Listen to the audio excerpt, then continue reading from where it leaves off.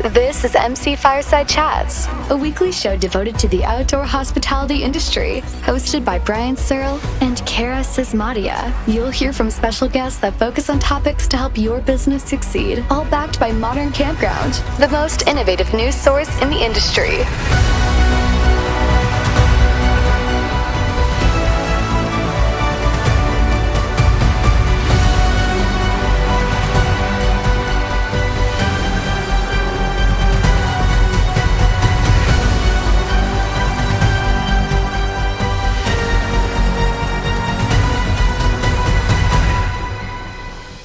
Everybody to another episode of MC Fireside Chats. My name is Brian Searle with Insider Perks. We are missing our co-host Kara today. She had a friend who went into labor coincidentally 15 minutes before the show. It feels like it's planned, but maybe not. Anyway, we're missing Kara today. Super excited to welcome her back next week as our regular co-host. And then this week is our regular kind of campground owner-focused episode. So we've got one recurring guest out of our normal recurring guests. Nate Thomspon from KCN Campgrounds, welcoming him to his first show of being a recurring guest. Mm-hmm. So excited to learn about KCN Campgrounds, what they kind of do in the industry, some of the things that they have their hands into. And then we've got Travis John here Travis, I forgot your company. Web3 Blockchain is CampersDAO. CampersDAO. Okay. And so he's going to talk to us a little bit about Web3, blockchain, some of the different things that he's playing with. We'll try to decipher that into maybe an English language thing so we can all understand that, right? And then, of course, we have Allie and Eric Rasmussen from Spacious Campgrounds. They own 15 parks now, and they'll talk to a little bit about us, about their history, how they got started, things like that. And we're excited to do that. So do we want to just briefly go around and since we have basically four new people, Allie and Eric, right? I'm just counting you as one view on my camera lens. Do we want to start just kind of introducing everybody and a little bit about yourselves, and then we can deep dive? So whoever wants to start first. Well, we're happy to start. So my name is Allie, and this is Eric. We are the co-founders of Spacious Skies Campgrounds. We have 15 campgrounds, RV campgrounds. We have cabins, yurts, all that, from Maine down to now Georgia, and out to Tennessee. All of our team members are Spacious Skies Campground employees. So we are a collection that operates all together. So I'm very curious, and I definitely want to go around. I'm sorry, Eric, I didn't mean to interrupt you. I was going to ask you a question, but go ahead if you were going to say something. Oh, no. Okay. I was just gonna say I want to go around the room and have everybody introduce themselves. But tell me, what's the dynamic like husband and wife team working together, and who takes on what responsibility and what roles? Just briefly. Eric, why don't you say what you do, since it sort of is, it's like chicken or the egg, right? I think that for sure Eric's role is the chicken here. Sure. Yeah. So I focus generally on acquisitions, capital markets, and asset management. So out searching for new campgrounds to acquire, lining up financing, debt and equity, and then kind of just general, again, asset management oversight of portfolio operations. And then I am on the side of operations, of actually running the campgrounds, of the brand development, marketing, all of that stuff. And then Eric also, he also runs the property improvements, the capital improvements side of things. Awesome. I'm really excited to dive more into this because I think it's a fascinating, and Nate, obviously you can weigh in on this from KCN Campgrounds too, just how you, from starting point, right? My first park I bought, but then how do I grow an operations team and a marketing team and all the people that are necessary to run every facet of a campground? I think that's a really interesting story that you guys could play off each other for. But go ahead, Nate. Tell us about KCN. I'm Nate Thompson. I'm one of the founders of KCN Campgrounds. We have a portfolio currently of 7 parks. And unlike Allie and Eric that kind of run vertically up and down the East Coast, we run more horizontally with parks in Utah all the way out to Tennessee. We're building a portfolio. Currently, our last park we purchased was in December, and we've got additional parks kind of in the pipeline. Kind of our goal is and model is we are looking for parks that are maybe underutilized, under amenitized, if you will, and up leveling those with new amenities, accommodations, and whatnot that are kind of more in tune with what people are looking for these days in parks that have been, maybe they were built in the 60s or the 70s and not really optimized for RVs of the current size and status, the amenity set, accommodation set of the current needs and demands of our guests. Yeah. Awesome. Thank you, Nate. Definitely look forward to diving more into what KCN has to offer. And then Travis, the one outlier here who doesn't own a multitude of parks, right? But really cool technology, Web3 blockchain. Can you briefly try to introduce your company, what you want to accomplish, and then of course we'll definitely dive deeper into what you're offering. Yeah, well, definitely. Thanks for having me, and I'll be learning quite a bit from our panel of experts here as well. So, yeah, we're launching something completely new for this industry. The concept itself is not new. I mean, we're crowdfunding with passionate RVers to buy an RV park. Start with one, as all of us here on the call do, and move forward from there. And similar to Nate, our focus is really on the upper end of kind of amenity rich type of focus of potentially buying existing campgrounds, but even the possibility of creating our own. But really our focus is around the modern camper, a lot of the push toward more amenities. Of course, that's not for everyone, but there's enough demand, where we're seeing that currently. Definitely a destination type of campground.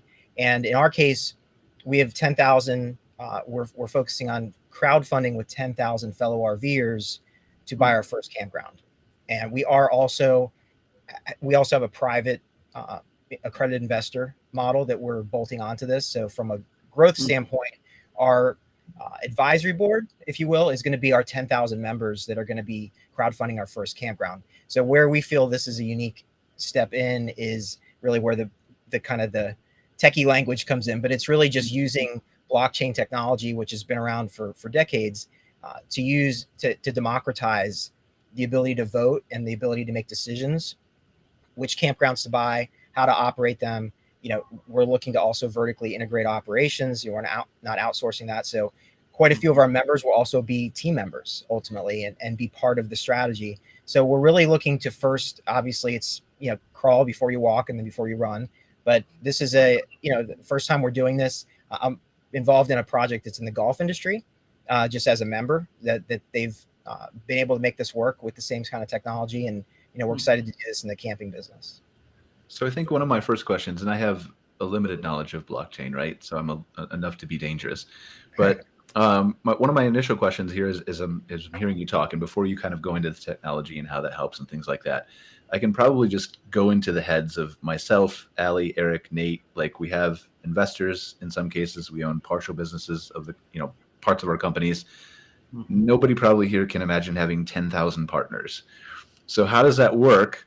How do you keep everybody happy in your model, right? With 10,000 people voting up. So that's my opening question. Well, and that's really where blockchain makes it a lot easier because it is fully democratized. Everything is literally on the blockchain. And it's not overly techy with the tools that are available now. It's very similar to logging into your Gmail using a Web3 wallet these days. So of course we provide training, people that, maybe aren't quite up to this. I mean, a lot of our focus is around the millennial camper, so to speak. So really like the crypto blockchain stuff isn't actually that, that difficult to comprehend in the sense that a lot of times it's already part of what their day-to-day might be, but it's something where you're able to see all the votes, everyone, there's no lack of accountability in that case. And it's also not cumbersome because we're not voting on should we replace the toilet paper in the bathroom. I think it's just not little things. I mean, we're focusing on strategic goals. So it's where do we want a campground to be, voting on specific campgrounds, criteria that we want at those campgrounds, and then sourcing them. So that's good old fashioned sourcing as you guys are doing on this call. And so Travis, I'm super curious. So for instance, you talked about like the location. Is that something that would come up as a member-based vote? So for instance, you had parks that were a potential to buy in 3 different locations, and a blast would go out to all the members and say, pick one of the 3 that you would prefer. And then that kind of tallies up and informs the direction of the business. Is that how it works? That's correct. Yeah. So there's we'd use a tool, like one of the tools is called Snapshot. it's free for so you don't have to pay like gas fees, what they call in the blockchain world, like to connect your wallet and do those transactions. You're able to vote on what we call a proposal. So we'll have a proposal 1.10, for location, Southeast locations. We have these 3 Southeast locations. We give them, all the details, and then our 10,000 members are able to, and of course they've already given us criteria to say, hey, we want to find one in the Southeast. Like we wouldn't even be looking in the Southeast if that's not, already not a hot button. So from there, yes, they would vote on those, and it would be from that point, once we find a consensus, we would move forward with the next step. Mm-hmm. Yeah. That's super interesting. So I think one of the most important things we should just set the precedent for briefly with you, Travis, is just to explain the blockchain for people who don't understand, right? We've heard this kind of buzzword tossed around, and what does it mean? Is it crypto? Is it not crypto? Obviously crypto is on the blockchain. I know that because I'm way too much of a geek. But let's take this to, and I want to see if you agree with this, Travis. I have not read this. I literally just did this while you were typing. You can see here, I think you can see, give me a second, let me turn this on. So this is ChatGPT. So I just took this in here and said, explain blockchain for a 5th grader and use an analogy, just because that's really easy. So it says, all right, imagine a digital notebook that everyone in your class has a copy of. This notebook keeps a record of every time someone in your class trades stickers with each other. Each time a trade happens, the details are written down in a page of the notebook. Once the page is full, it's sealed with a special tape that can't be opened, and a new page begins. This special tape also has a secret code that connects it to the previous page, making them link together. Now this digital notebook is called a blockchain. The pages are called blocks, and the special tape with the secret code is called the chain. Just like the notebook, a blockchain records all the transactions, or contracts, or votes in this case, right? Like sticker trades, in a secure and organized way. Since every student has a copy of the notebook, it's really hard for anyone to cheat or change the sticker trades, because everyone would have to agree to change their own copy too. This makes the blockchain trustworthy and safe. In the real world, blockchain is used for things like digital money called cryptocurrencies and other types of data. So give us your take and spin on that from perspective. Well, you know that I love ChatGPT, so I'm glad you asked it. And that was certainly, I couldn't have strung that together any better, but I would explain it as a distributed ledger.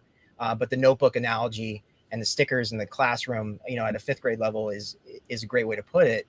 Because ultimately that is, that's really where the foundation of this is this is for the first time you're truly able to have transparency among voting. Because, we've all had social networks and we have, ability to vote, but as investors know on this call, if you had 10,000 partners, that'd be a nightmare. Yeah. As you pointed out, Brian. So ultimately in this case, we will have limited partners, that are putting in money to scale our campground portfolio. But ultimately our advisors who are, really our industry experts, are, everyday RVers, sometimes full-time RVers, they're the ones that are truly voting on the direction of the project.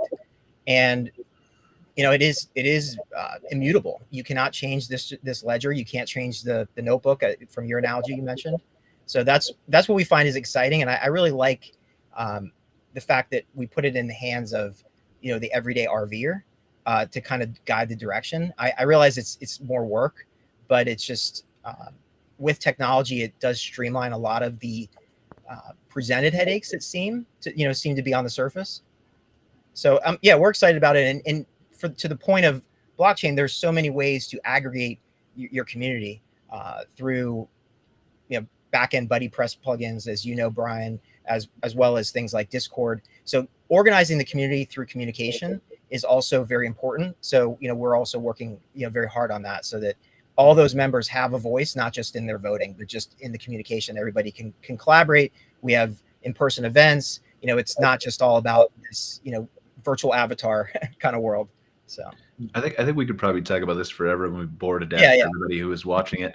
But because I'm a big geek too, like I would love to talk about blockchain and NFTs and use cases of how those things will come up in the future. But we do have a bunch of other amazing guests here. So I want to get into Spacious Guys and KCN Campgrounds. But before I do, I have to talk about our sponsor, Firefly Reservations. So we're going to play a quick video. We'll be right back. Did you know most campers prefer to reserve online? Are you missing reservations? Firefly makes it easy to run your campground and accept reservations online anytime. With Firefly, you can quickly message campers, simply handle ongoing reservations, and automate emails and payment processing, giving you back time to run your campground. You can start your free trial today. No credit card needed. Visit fireflyreservations.com to learn more. Super appreciative of Firefly Reservations for being a regular sponsor of our Campground Owners show. So they're easy campground reservation software for RV parks and campgrounds. So if you are in need of that, please give them a shout, do a demo, and see if they might be a good fit for you. So let's dive in here. Who wants to start? KCN, Spacious guys? Do we do a coin toss? Do you want to alternate and just talk one park? We went first last time. Nate, go. Yeah. You go ahead. So, Brian, what specifically would you like me to cover? What directionally, where are we headed here? Well, so I think it's interesting to me. Let's play out this starting point, right? And that starting point, I think we talked about that both you and Spacious guys share and can interplay between each other on is how you, because that story of how you got started and how you started staffing and how you decide what to acquire, when to acquire, whether to acquire, leads us to tell the story of both of your organizations pretty well, I think, or I hope so. Sure. Okay. Well, so KCN is a partnership. I've got two other partners, and they've been in. I have the benefit of having two partners that have been in the campground space for a little bit longer than I have. As I mentioned before the show to Travis, I'm kind of a recovering technology professional myself, although I've been in real estate and real estate projects and stuff most of my adult life.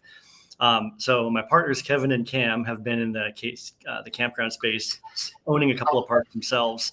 I know them through my kids, automatically, and we're staying together at one of the parks a couple of summers ago.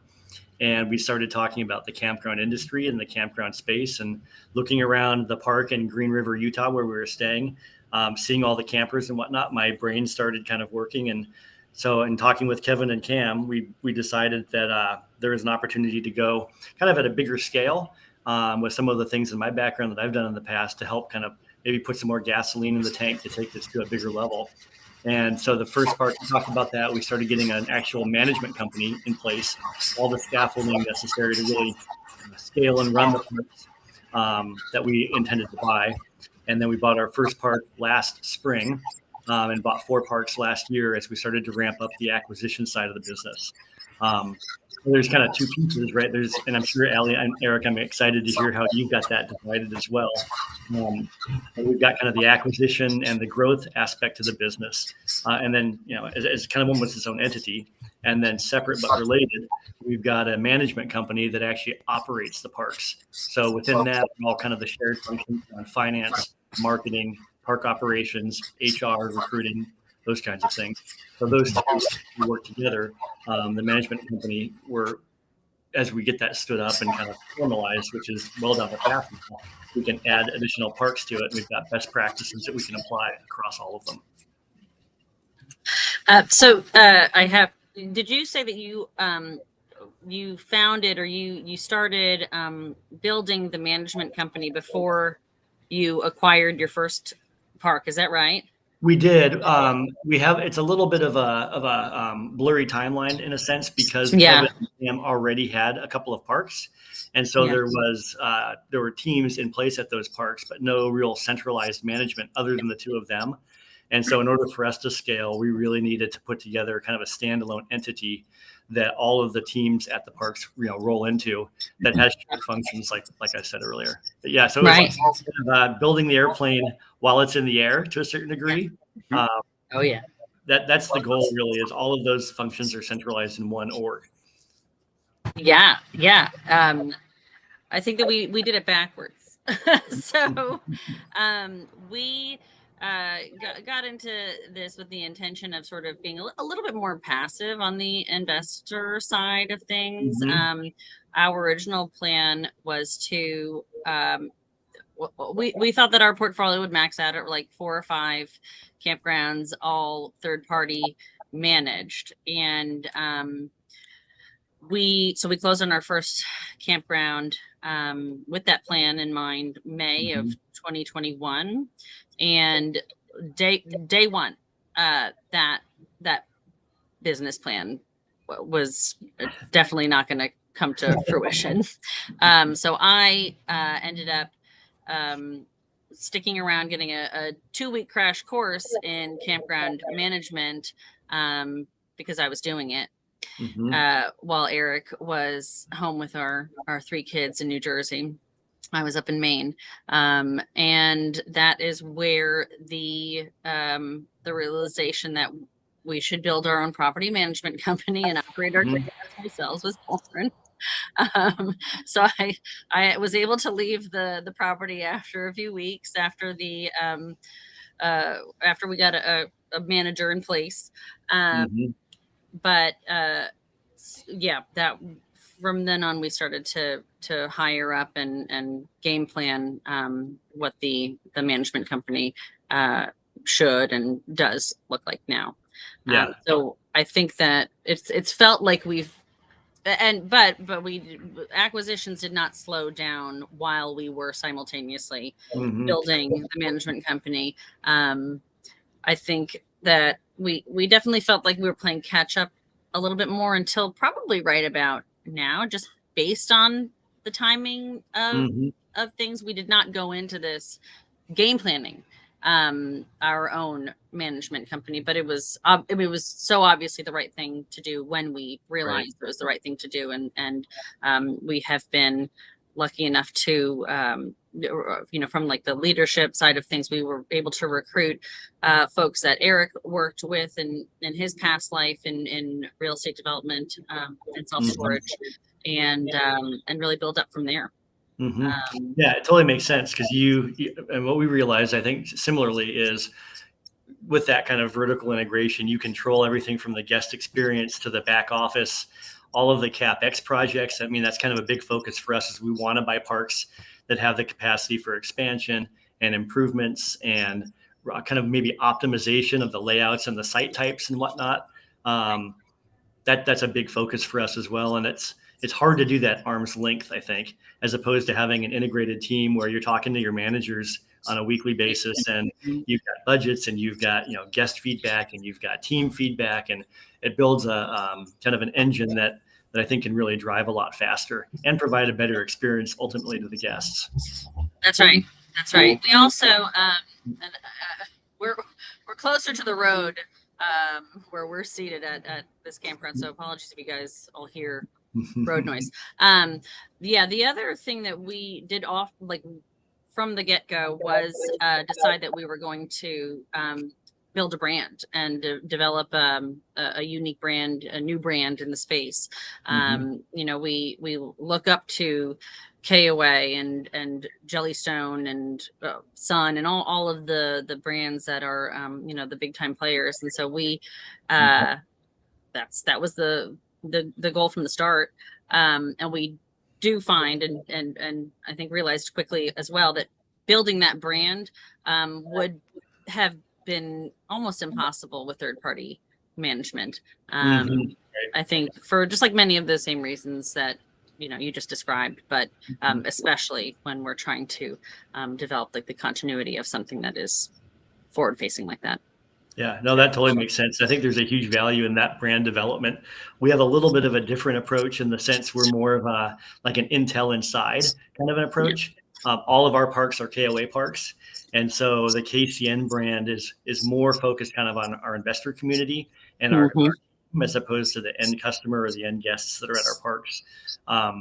And honestly, just a quick plug for KOA, that model, I think we get such a great value from being part of that organization, that family, that franchise model with respect to marketing and operations and technology, and the leadership there we're close with and very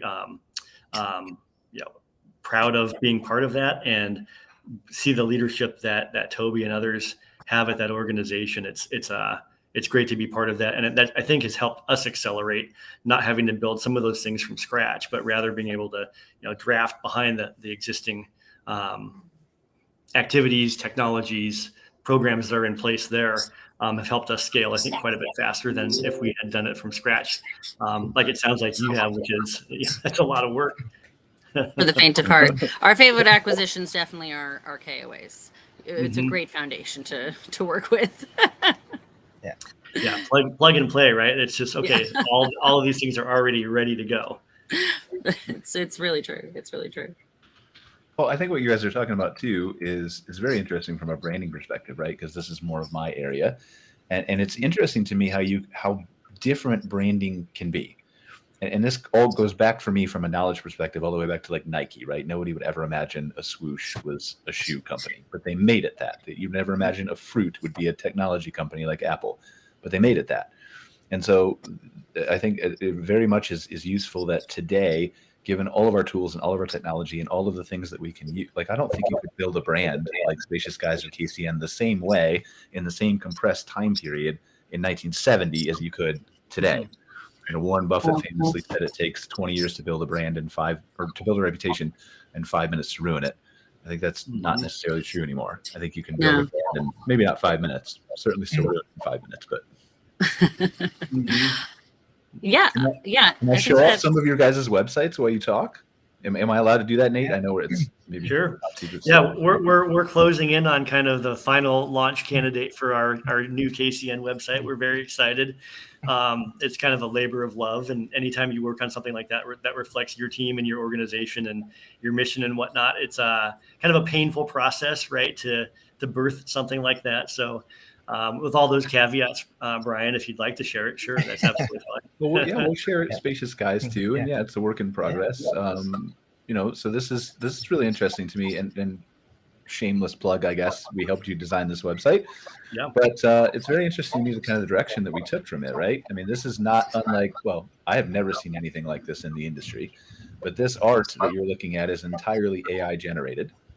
Wow! And so we've taken basically this theme of drawing throughout the entire website of hand black pencil sketch, and kind of obviously added a little bit of color here in the water, but as you scroll down, it's just nice and clean and just generated different, like everything is completely from scratch, just using an AI. And so, but then we carry that over to, we'll look at like your team. So your team page of everybody, we've carried that kind of theme over into the drawings and into the headers and all those kinds of things that just make that quirky kind of like, not even quirky, but unique KCN brand stand out that we're looking forward to building. So I'm really proud of how that turned out. And I love it. I love the fact that you were willing to let me kind of play around with the AI art too. Oh, I think it's great. I think that the taking advantage of technology and where things are and where things are headed is a passion of mine personally, and being able to plug that in. Particularly in an industry that I don't think has, there's a lot of open field running from a technology perspective in the camping and campground space, I believe.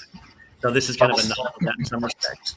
We're super happy with how it's turned out, and the fact that this is all AI generated artwork is something of a pride point for us as we launch this new site. Oh yeah, it's gorgeous. Yeah, well done. That's really nice. And then the flip side, right, is Spacious Guys. So this is obviously a completely different look, but still, we've heard, obviously, you've done a great job getting the brand out there already. You've had a little bit of lead time from where Nate's starting at, right? But I constantly hear compliments for your website about the trails that you're drawing and the graphics and just the branding and the loyalty programs. And, just this website's beautiful. And to be clear, I had nothing to do with this website. But it's beautiful. Yeah, this is we work with a local shop in our hometown. We can walk to their studio from our house, and for sure it is it's labor of love is a really great way to put it. Earlier this year, we launched this integrated website. We started things with individual, URLs. We had a main sort of like HQ website, but booking and all of that was on individual URLs for each campground. And so now we've integrated everything into this massive website. At the same time, we integrated our booking software. We use CampSpot, and so we took advantage of the API integration and it is, there we go. It's my internet. It's just my internet. So. Okay. And then also the third thing that we launched in February was our Spacious Guys loyalty program. So that was also an early intention that we finally got out there. We call our loyalty program members Cosmic Campers, and Cosmic Kiddos, and Cosmic Canines. We put that up there too. Super important. And so we, it's, it's a familiar model. We have an annual fee, small annual fee for a discount on our reservations, and a couple little perks here and there as we develop them. We just started with the basics. We don't have like a tiered program or points or anything just yet. But it's been really great. I think today our count was 325 members since our February 15th launch. So, I mean, our initial completely made up goal was 50 members a month for the first year. And so we need a new goal now. The funny thing about goals, when you blow past them, you got to reset quickly. That's right. Now we have to challenge ourselves. That's right. Yeah, I remember commenting, Allie, now that we're looking at it, because about your new website launch a few months ago. So yeah, it's amazing. It looks great, and it's interesting too. The kind of the juxtaposition of our two websites. Yours is very consumer focused.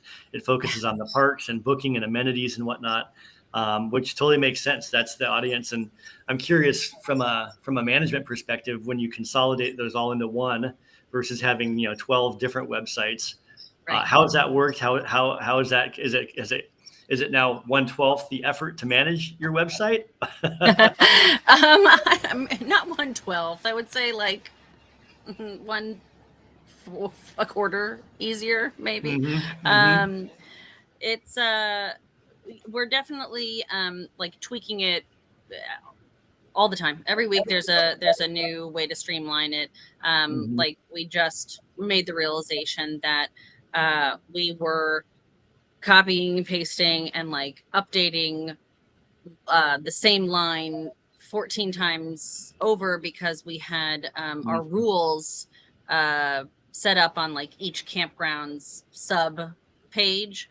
And it was like, why are we doing this? We're going to consolidate all of that and make everything sort of in a common area. And so, yes, the intention is to keep on streamlining and make it less ever. But I'm not sure about your managers or how your like the guest communication or your like even your social engagement, like who is handling all of that. So far, everything that we do, yeah, we have we have not allowed our or like not trained our managers on handling any of that engagement, like at the social perspective. We manage all that in house with our marketing team. And similarly, like no one's touching the websites, no one's touching like sort of the social pages except for our little team of 3. Yeah. Well, I should caveat or qualify that a little bit. So I'm kind of a marketing person, but we have participation from a manager level on social. So our campground managers are posting to Facebook and whatnot. We also do that kind of on a corporate level. On site, we've got a program or a platform called Zingle, which is a text messaging platform. That integrates with the reservation management system that K2 has called, or that KOA has called K2. And so there's both automated kind of text messaging that happens as guests both are close and then they arrive and then they're on site and then they depart. And then there are a library of different Zingle messages that can be done kind of one-off that the park managers and their teams control and manage as well.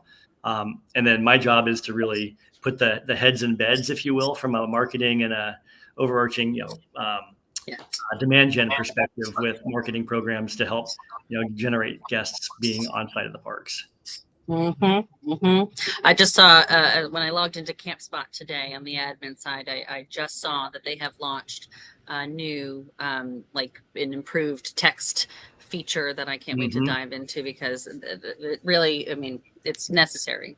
So Yeah, we've seen a yeah. lot of really good response to that, and it's just a quick, very, very unintrusive way to communicate different things to guests as they're approaching, or if there's like a late check-in, then there's the ability to link to a whole late check-in page for the park and whatnot. Of here's where to go, here's what to do, here's how to do it, and then there's also ability to drive kind of interaction and retail engagement while they're on site at the parks as well. Yeah, that's been a really good tool for us so far. Yeah, I'm excited to dig into our new function. Mm-hmm.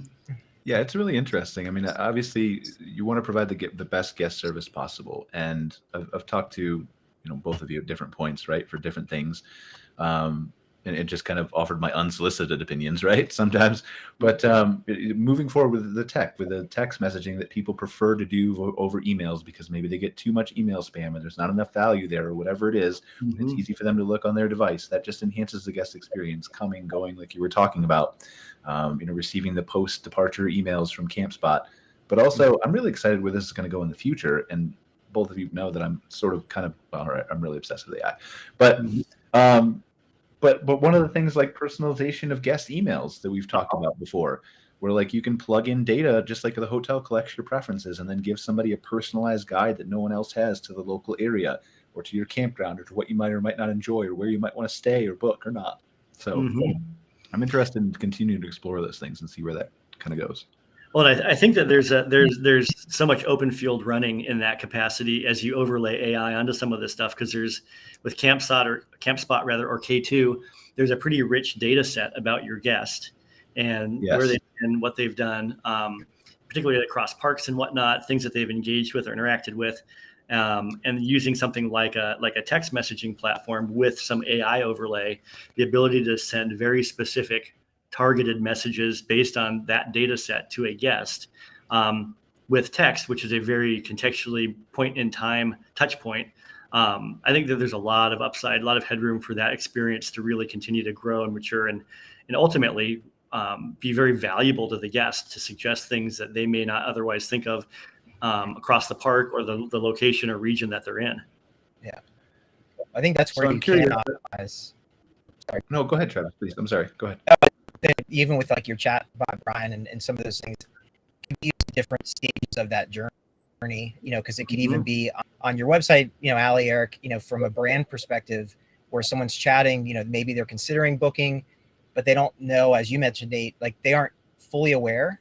And we know it's just the amount of research you have to do for a trip you're going on and where to stay, what kind of restaurants are there.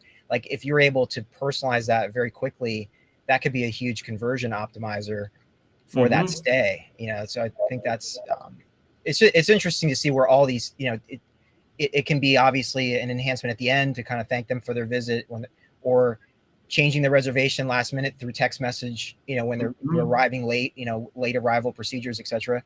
But yeah, I think you're right, Brian. It's just, there's so much that we can do as brands and as investors to really make the guest experience better. And I think that's why you guys chose to vertically integrate as well, is that, I think that's many that are focused on, just that third party side of things may have a tough road in the next 3-4 years, in my opinion. Yeah. And even like Travis, you're saying, think about the on-site experience where kind of AI baby steps, where a guest gets to a park and say, hey, if you'd like some, curated or some custom recommendations, tell us 5 things or 8 things or 10 things about you, your family, things you like to do. And an AI can basically weave that into a very specific customized package for that guest. And like Brian just did on ChatGPT, right? Like in seconds, the ability for us to do that from a human time perspective, it doesn't scale, right? But if you can build some of these little like modules or components that can start to weave that, I think could be a pretty interesting differentiator for parks that have something like that as an on-site, tool or feature or option for guests. And it really is just millions of things you could. It's only limited by your imagination, right? And we've only started to imagine as a toddler taking its first couple steps of what this is possible, right? And I really need my lawyer here, Christine Taylor, to make sure I don't say anything silly during the show. But like, imagine from a guest safety standpoint, right? Like, you could set up AI to tie to a proximity sensor for when a bear comes near their cabin, and they just get a text message that says 5 bear safety tips. And 50% off bear spray, you know. lay dead. Count down in 3, 2, 1. Time to take off the bacon suit. Yeah, exactly. But I'm curious, Eric, you've been a little bit quiet, so I want to kind of gently ease you into the conversation here. I'm just curious, let's continue the story, right, with how we build. So we've got our fundamentals that we've laid down. We're up to the branding standpoint. We've got really nice websites, you know, regardless of how many parks we have or don't have at this point. How does that interplay work? And Nate, you can speak to this too, I'm sure, between I want to go out and I want to look for more campgrounds, but I want to make sure that I'm not overwhelming the team who's operating the campgrounds. Mm-hmm. Yeah, I mean, that's a constant balance. I think we're continually working through. We capitalize. We built the property management platform. We staffed up on that ahead of our kind of mass acquisition run. So we were a little bit ahead of the game, but it's a constant churn of growth and then figuring out new systems and how do we handle this new scale. And as we bring on more parks, it's a different element of the business and the operations that is getting tweaked next to accommodate that scale and future growth. So it's a constant balance that I think we'll probably be dealing with in perpetuity as we continue to grow. But we did have a head start on the staffing piece to handle the acquisitions as we planned. Once we realized that we were what our fate was, that we definitely staffed up. Yeah, right after that first acquisition, we knew we weren't going third party anymore. That's when we staffed up immediately, a month or two ahead of our kind of next wave of acquisitions. Yeah, that's right.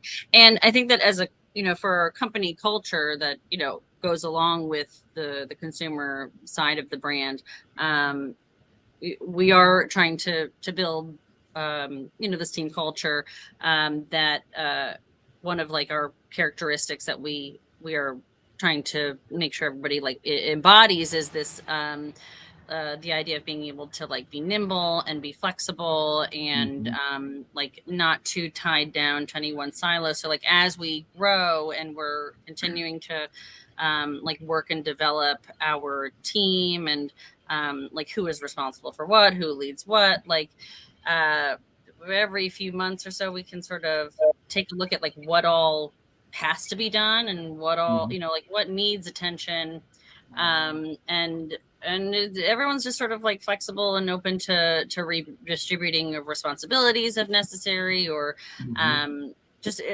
tweaking how everybody's day-to-day looks. And I think that also allows us to move at whatever pace we intend to move. Yeah, it also ebbs and flows a little bit throughout our evolution, and we also what external factors are playing into it as well. Like right now, we're finding ourselves in a really good position. 2023, we're uber focused on operations and getting everything perfected. As opposed to, listen, there's a lot of acquisition opportunities out there, but it's a lot harder right now. It's a lot more work. We're closing on the really good opportunities, but using this external kind of the external circumstances to hone this piece of our business because it's what makes the most sense for our future growth. Yeah, that totally. I'm curious, as you've gone through that, obviously 1, 2, 3 parks is different than the scale and number that you've got now. From a technology perspective, what have been maybe some of the components or the pieces of that overall platform that you've built that have been great until they weren't great, or have been things that you've decided you need to add as you hit a certain scale? Like, what does that kind of look like? Yeah, hey, great question. I mean, I think the one that comes to mind immediately is our accounting kind of processes and the technology there. Like when we started just doing it as we did it, right? And it kind of was always a secondary thought to acquisitions and other kind of value driving activities. Whereas now that we have a lot of scale, and we're finding that scale makes some things a lot easier and it makes other things a lot harder. And those are the things we gotta design processes around. And that's a big one is accounting and driving a lot of technological efficiencies with that. to handle the scale. And what we're on the tail end of rebuilding our entire infrastructure, and that's set up for 15 parks. It'll be set up for 100 parks. So that's a good example of like kind of getting over that initial kind of gap and getting the processes in place. And we believe that'll carry us through our next several phases of growth. Yeah. Like, I mean, one thing that we just transitioned from, or like we're at the tail end with the accounting processes, because we have so many team members in so many different locations, managing like purchasing and approvals and all that stuff. We were doing it with Excel spreadsheet packages, and it was a very manual process with like Bank of America credit cards in everybody's hands that we need to, cancel and reissue every time there was a problem. So like, I'm looking at my browser bookmarks right now. Like, we've just graduated to using Ramp cards instead of like the Bank of America cards that everybody had in hand, and like processing things through bill.com instead of, just our accounting manager's email address, like things like that it may have seemed obvious, to someone else who's growing or growing a company. Like, those are things that we had to catch up on because we were focused on the other elements of building. And so that's like definitely one thing. And I, the IT side of things, we have so many devices across many states and accounts and all that stuff. We're probably seeking a third-party IT solution versus the head of IT, which is me right now, me and our GoDaddy account. So that's everybody's favorite job, head of IT. What's that? So that's everybody's favorite job, being the head of IT, right? I can't print. Yeah, exactly. Yeah. I mean, I'd be curious to know how you're scaling all of that. Well, it's funny. So we're on Ramp also. And I brought a controller onto the team that I've worked with in the past, and kind of gave her some time and thought space to put together what would be a good scalable platform for accounting and bookkeeping and whatnot. And so we've got Ramp for all the expense management, which is a fantastic platform. Awesome. And all of our managers have Ramp cards, virtual cards and whatnot. Yep. That's integrated directly into QuickBooks Online. As is now. We did a kind of a custom integration with K2. So all of our reservation data comes out of K2 and goes directly into QBO as well as Ramp. And that's also integrated with Amazon Business. So those all kind of feed into QuickBooks Online, which is the main brain, if you will. And once it's in there, that's used for all of the necessary accounting and taxes and investor reporting and the like. But getting that all woven together was a bit of an effort. Now, to your point, I think you can drop more parks onto that platform, and you're not going to have some of the the wheels getting a little bit shaky that we might have had earlier in the life cycle. Right. So this is interesting to me. And obviously I don't have experience owning the parks and working with accounting software and Ramps cards and things like that, but I do own 4 businesses that are totally different and not nearly as scary as running campgrounds. But it is interesting to me that I would have told you, I've started working for my first campground probably in 2011, 2012. And I would have told you probably at numerous points throughout those years that I was good. I was happy. Like, I was a geek. I've done my automation. I've done my scaling. I've got my IT. And then something new comes out and I realize I can save 2 more hours or 6 more hours or 8 more hours. And so one of the things we're obsessed with right now is Zapier and the automations that we can do through hundreds of those different things, some in combination with AI, but some not. And it's fascinating to me the amount of things that you can do just through that platform. And I've probably saved my team like 130 hours a week starting. Yes. And I've only done 6 of what I want to do. So it's really interesting of when I think this is it, and then I find I was just getting started. No, it's once you're on the roller coaster, there's no stopping point, right? Like, even listening to Allie talk about bill.com, I've used that in previous instances. We don't use it now. And my brain immediately said, okay, I need to look and see if that's a piece that we need to plug in for all of our AP kind of workflows. Yeah. Yep. Mm-hmm. There's another one. I think AvidPay is a competitor to them too. But some of our clients use Bill.com to pay us. So yeah, it's a very user-friendly dashboard, easy platform. So. Well, and Allie and Eric, you may have run into this. We're at the point right now where, we get, hundreds of bills in some, in the peak of the season, like a week. And so these stacks of bills are coming in. We're looking at a solution right now that will open, scan, and distribute those. And then we can kind of workflow that into something like a bill.com. Whereas right now it's that particular part of our operations workflow is pretty manual, cumbersome, time consuming. And we're looking at ways to really streamline that. Well, as soon as you find that solution, would you share it with us? Because Totally. And I know a few people who are tired of opening envelopes. I bet you could do a lot of that through Zapier. I bet you could do a lot of that through Zapier. Like the scanning part would be the hardest part, right? Like whoever manually like if you could manually input the data into a CRM like a Monday.com or something, I could take that data and feed it and automate it and do Slack messages and emails and data entry points and connect it to QuickBooks and do it's just getting it in there. So the scan is the hard part. That's the only thing I don't do. But for sure. Yeah, it's so many fun little things to tweak and improve. And right? Well, the hardest thing for us, and I don't know if you guys were the hardest thing for us, I've known that Zapier is a really powerful tool, but it's finding the time to build it out, even though that I can build this stuff out and it will save me an ungodly amount of hours after I do. The initial 16 hours to sit down and do everything is just too much to carve out of your day sometimes. And so it sits there. Yep. So, we know that plight for sure. But yeah, hopefully 2023 is our year for stuff like that. That's our plan. We're sitting here at the most recent acquisition, but we are for sure expecting that this little pause right now for honing of operations should include things like that.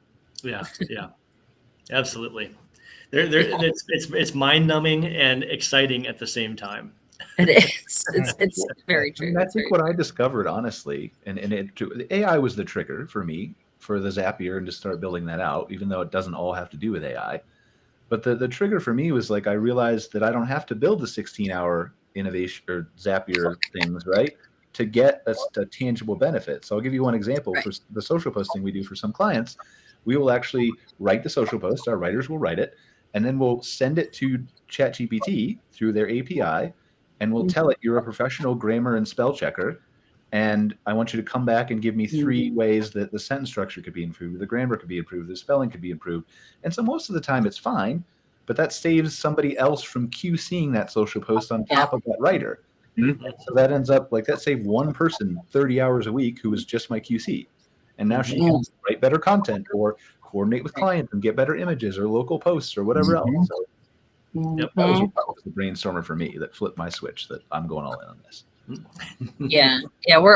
We're right on the cusp of being smart about using ChatGPT. We're all sort of in exploratory mode right now, in disbelief that I'm still in disbelief. As good as it is. Yeah, it's Brian was showing me some of the stuff with ChatGPT 4, which he has access to as kind of the next generation of what we're exposed to publicly now, and it's amazing what is. I mean, we are at early stage baby steps with what's coming, without a doubt. Yeah, as you guys know, you have to know how to ask the right questions, and in the sense of AI, it's called prompts, which is just really the easy way of saying it is just how to ask the right question, and AI will, and the same thing is asking for the end result, Zapier and Zapier, that certainly is the same concept, is what I really want to achieve here, what zaps do I need to kind of lay on top of each other to make this work. So the hardest thing for us has been getting our employees to tell us this is something that I think is tedious in my day, because they don't believe it can be automated. And so they look at it and think, I just have to do that. That's part of my job. It's always been part of my job. And so I've got everybody in my company giving me a list of their 20 things that take the most time by May 1st. And I said, I don't care if you think it can be automated or not. I'll figure out a way to automate it. Mhm. That's so. What did we just ask our team to do? It's roles, responsibilities, and Mhm. expectations. Similar to that, we've asked everyone to sort of like outline what they think they're supposed to be doing, so we can figure out, what we're missing, what were the gaps. Sometimes But the that's hardest part is even more figuring out what clear-cut. question to ask as the leader to get the right Right. answer. Yes. Yes, that's absolutely true. I'll tell you one to Travis's point about asking the right prompts. Who has gotten really good at that with respect to ChatGPT is my two teenage daughters, and so looking at the role of that in education and whatnot. I mean, it's a whole other kind of discussion topic for another podcast for sure. But it's just touching so many different parts of the economy and society at once in a very short period of time. Seeing where it goes is going to be super interesting. I would love to set up, honestly, and we almost did this, and I have a brand called Camp Vantage that I was going to do this with, but I would love to just start another podcast for a half hour where we talk not just about AI, but about Zapier and automations and efficiencies and ways to make parks better. That's a little bit geekier, that solely focuses on that. Like you come to me with a problem and we'll solve it live on the air, or we'll figure out a way to do it. That would be fascinating to me. I think it would help a lot. That is really cool. I agree. But anyway, 4 minutes left. Closing thoughts. I don't think we got to as much as we wanted to, but to have you all on as guests again. I'm curious, by the way, what both Ali, Eric, and Nate, what you guys see in deal flow, in the coming 12, 24 months. Obviously we've got some macro issues and different things going on. Demand still seems strong, of course, but I'm curious. Well, Go ahead, Nate. No, after you. I was going to say, currently, deal flow has changed in the past several months. There's the macro conditions have caused a bit of a bid-ask spread between buyer and seller for sure. I think we're starting to converge into where things will land long term. We're expecting a slow year on the acquisition front. We think who knows what, depending on what your crystal ball says. There's a lot of things that'll loosen up here at the end of the year into early next year. I think we'll start seeing a lot more attractive buying opportunities. But again, who knows? Right now is not. That's not the case. Yeah. There's a lag time between seller expectations and buyer realities that we're in right now. And similar to Ali and Eric, we're somewhat fortunate in the sense that we've got a lot of internal baseball that we've got to handle right now. And so with getting into the parks open, which are seasonal, and redoing a bunch of the legal structure for how we fundraise and how we work with investors right now as well. We have lots of things that's actually kind of nice timing that we've got a little bit of a breather. Deal flow is there's still a lot of opportunities out there. It's, do they fit our criteria? Are they priced reasonably? If you look at interest rates versus cap rates and those types of spreads, it's not quite where we were. It's nowhere near where we were a year ago, 2 years ago. And so there needs to be a little bit of a settling out. So I expect we'll probably do a couple of acquisitions this year if we find ones that fit those criteria and have the right types of attributes. But it's also nice to have a little bit of a breather, like I said, to be really buttressing some things that we know need some work that we can then, when that does happen, scale back up pretty aggressively. Appreciate that. That's great feedback. Yeah. Oh yeah, Travis, I feel like I have a lot of questions for you and how who's doing what for you guys. Like, I have the 10,000 in my head, but like, who of those 10,000 are like, who is going to be interacting with the seller? Like, which individual? Is it you? Yeah, I'm definitely part of the deal flow. I'm a real estate broker. That's part of my background as well. So, certainly bring that to the table. But what we're forming as committees, which is, similar, so we have an acquisition committee, we have an operations committee. So similar to what you guys are doing, and we talked about kind of organizing our businesses, it would be a very similar capacity where people would raise their hands. People have skills in those certain areas. We align them with that committee. In some cases, they'll get paid. We would definitely take advantage of our community as much as possible. And then internal team members will probably have to be, in some cases hired from the outside, of course. And certainly on-site staff, will most likely, the majority will be made up not of our 10,000 members. So, yeah. Well, I'd love to continue this conversation for another hour, but we all have things to do, I'm sure. And we'll have to have you back on again. Like, I'd love to hear more about the Spacious guys' stories. You guys continue to grow. KCN, lots of growth in your future. You guys obviously play well off each other, so we'll probably just have Allie, you and Eric back on with Nate on another show in the future. And then Travis, of course, I could unpack everything with you for. That would be wonderful. This is our favorite topic. It is our favorite thing to talk about. Well, I hope so, right? Yeah, absolutely. It better not be car washes or anything else. So. But thank you guys. I really appreciate you joining us for another episode of MC Fireside Chats. Thank you once again to our sponsor, Firefly Reservations, for sponsoring this episode. Again, if you're looking for RV park or campground management software, give them a try. See if their demo is a good fit for you. Other than that, we appreciate everyone for showing up, and we will see you all next week on another episode of MC Fireside Chats. I have to move my hand. I'm not used to being in this view. All right. See you later, guys. Thanks. Take care. Thanks. Thank you. Thanks for watching this episode of MC Fireside Chats, hosted by Brian Searle and Kara Sismadia. Have a suggestion for a future show or want to see your campground or company as part of an episode? Email us at hello@moderncampground.com. Join us next week for another episode. And don't miss the latest outdoor hospitality news and commentary from around the world at moderncampground.com.